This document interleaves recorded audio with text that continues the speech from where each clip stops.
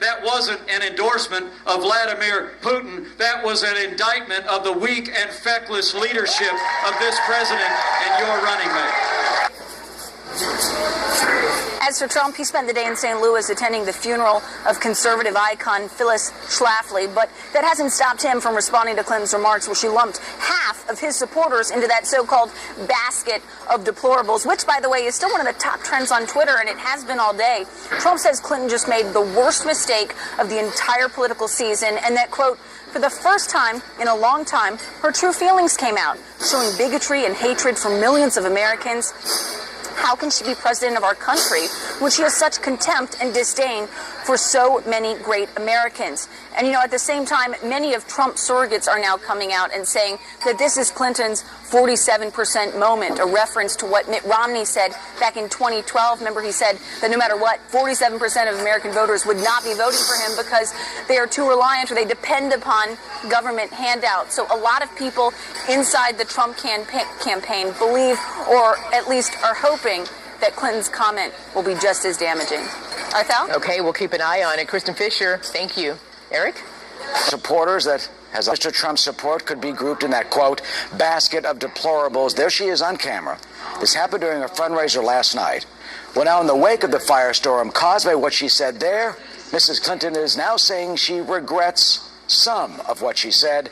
Brian Yennis is live in the New York City newsroom with more details on that. Hi, Brian. Hi, Eric. Well, this afternoon, Hillary Clinton issued the following, walking back. Can't necessarily call it a full-blown apology after she said half of Trump's supporters belong in a, quote, basket of deplorables. It reads in part, quote, last night I was grossly generalistic, and that's never a good idea. I regret saying half. That was wrong. I won't stop. She then went on to say, I won't stop calling out bigotry and racist rhetoric in this campaign. As I said, many of Trump's supporters are hardworking Americans who just don't feel like the economy or our political system are working for them. Clinton made the controversial comments at a fundraising event here in New York City last night. She said half of Trump supporters legitimately feel like the government and the economy has let them down and they're desperate for change. But listen to how she described the other half of Trump's supporters. To just be grossly generalistic, you could put half of Trump supporters into what I call the basket of deplorables. Right? The racist, sexist, homophobic, xenophobic, Islamophobic, you name it. She also said some of those supporters were irredeemable and not America.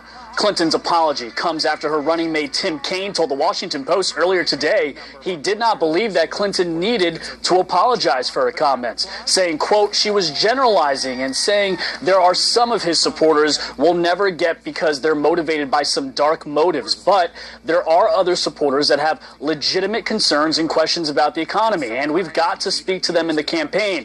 And even to the extent that they vote against us, we still have to respond to their concerns if we have the opportunity to govern.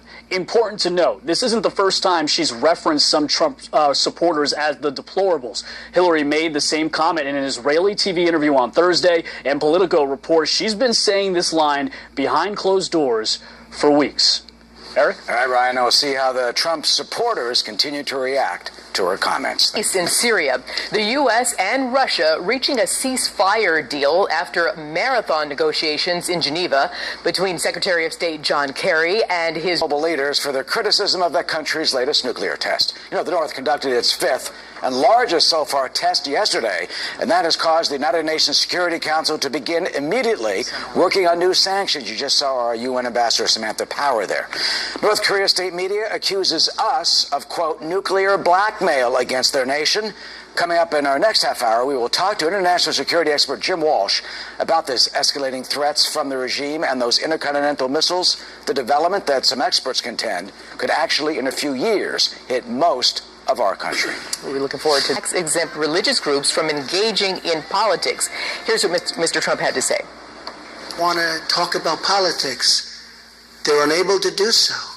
If they want to do it, they take a tremendous risk that they lose their tax-exempt status.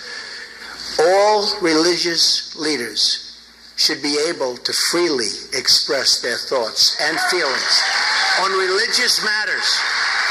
And I will repeal the Johnson Amendment if I am elected your president. I promise.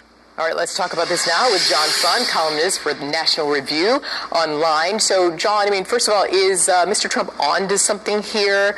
Or might some point out that, hey, listen, politicians visit churches already all the time to gain the votes of the congregation? Mr. Trump, as we know, was last week at Great Faith Ministries in Detroit. The Democrats do it all the time.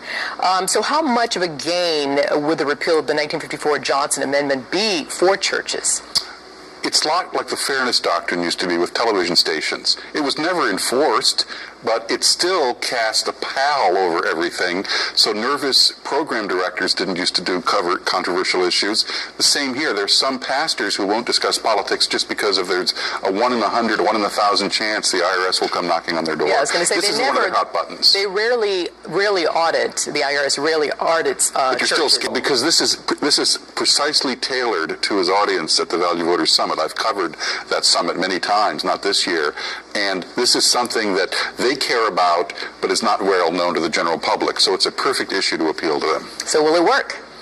Well, I think evangelical voters are the surprising thing among Donald Trump's supporters.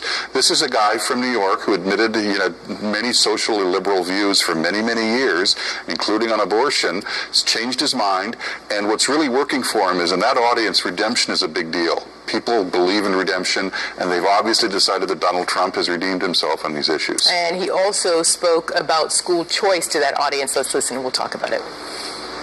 School choice is at the center of the civil rights agenda. And my goal is to provide every single inner city child in America that is trapped in a failing government school the freedom to attend the school of their choice. Competition, the schools will get better and better and better. A civil rights issue. So who is Mr. Trump talking to here? Well, he's trying to appeal to minority parents.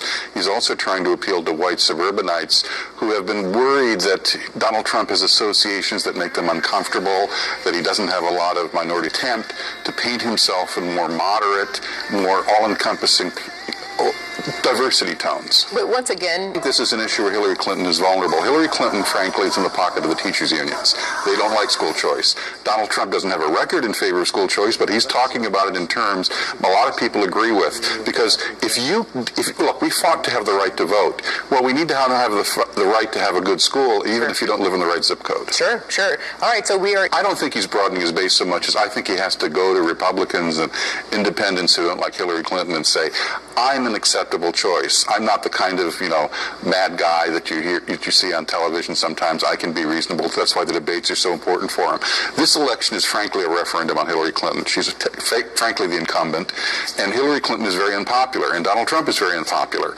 If it's a referendum on Hillary Clinton, Trump has a good chance of winning. If it's a referendum on Donald Trump, put yourself to Barack Obama and said, I'm going to continue all of his policies. Find me a major area of difference in issues where Hillary Clinton says, I'm going to do something different than Barack Obama. There isn't much. Well, we don't have a Hillary Clinton surrogate here to answer that. So they wouldn't have much of an answer. Wrapping up now. So she doesn't engage in specifics because she doesn't want to talk about her record. He doesn't engage in this audience. The NBC thing this week had 15 million. The debates will have 115 million. Wow. All right, rest up. Thank you. John Fund.